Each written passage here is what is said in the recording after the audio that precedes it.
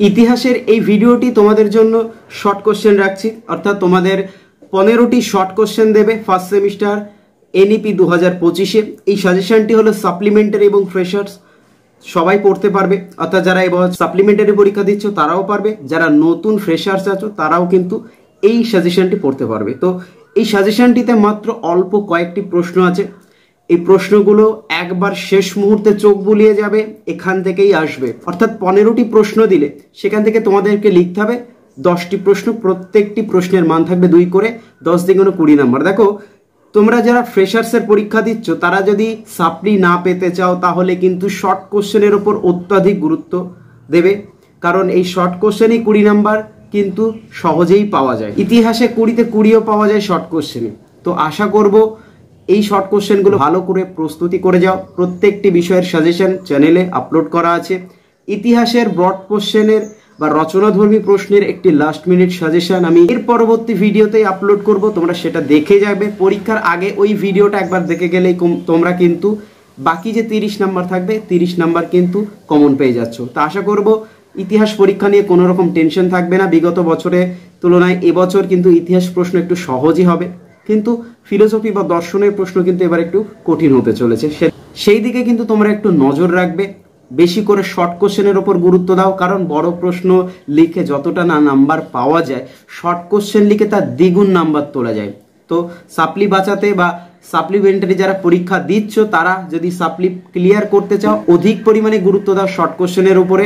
আজকের এই শর্ট কোশ্চেনে যে প্রশ্নগুলো আছে সবগুলোই ভালো করে রেডি করে যাও, এর মধ্যে থেকেই আসবে। তো দেখে নাও তোমাদের সাজেশনটি। আর চ্যানেলে যারা নতুন আছে অবশ্যই চ্যানেলটিকে সাবস্ক্রাইব করে বন্ধুদেরকে কিন্তু ভিডিওগুলো শেয়ার করে দিও, কারণ তোমাদের বন্ধুদেরও সাপ্লি থাকতে পারে বা নতুন যারা পরীক্ষা দিচ্ছে তাদেরও কিন্তু এই সাজেশনটির দরকার হতে পারে। তো দেখে নাও সাজেশনটি। ওয়েস্ট বেঙ্গল স্টেট ইউনিভার্সিটির বন্ধুরা, তোমরা ফ্রেশার্স এবং সাপ্লিমেন্টারি উভয় কিন্তু এই সাজেশনটি পড়তে পারবে। বিষয় হলো ইতিহাস লাস্ট মিনিট সাজেশন 2025।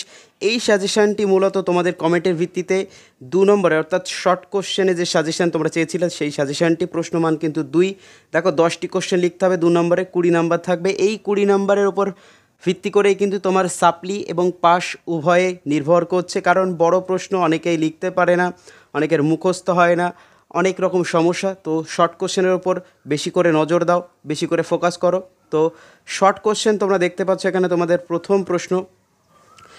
প্রশ্ন আছে, সভাকবিদের দ্বারা রচিত দুটি এবং যে রাজাদের উদ্দেশ্যে এই প্রশস্তি দুটি রচিত তাদের নাম লেখো। পরে প্রশ্ন হলো, মহেঞ্জোদারোর বিশাল স্নানাগারটি কী ছিল? অথবাতে আছে ঋগ বৈদিক যুগের সভা এবং সমিতি বলতে তুমি কী বোঝো? এরপরে আছে দেখো 3 নম্বরে, উত্তর পশ্চিম ভারতের নব্য প্রস্তর যুগের দুটি গুরুত্বপূর্ণ প্রত্নকেন্দ্রের নাম লেখো। অথবাতে আছে কতজন জৈন তীর্থঙ্করের উল্লেখ পাওয়া যায়? শেষ 2জন তীর্থঙ্করের নাম লেখো। 4 নম্বর প্রশ্ন আছে, বিন্দুসার কে ছিলেন? এরই অথবাতে আছে দেখো, ত্রিরত্ন বলতে কী বোঝো? মৌর্য যুগে ধর্ম মহামাত্রদের কাজ কী ছিল? 5 নম্বরে অথবাতে আছে অর্থশাস্ত্রের রচয়িতাকে এর মূল বিষয়বস্তু কী ছিল?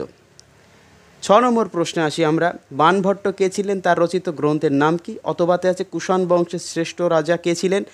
তার রাজধানী কোথায় ছিল? এরপরে 7 নম্বর প্রশ্ন, বেশি প্রশ্ন এখানে নেই।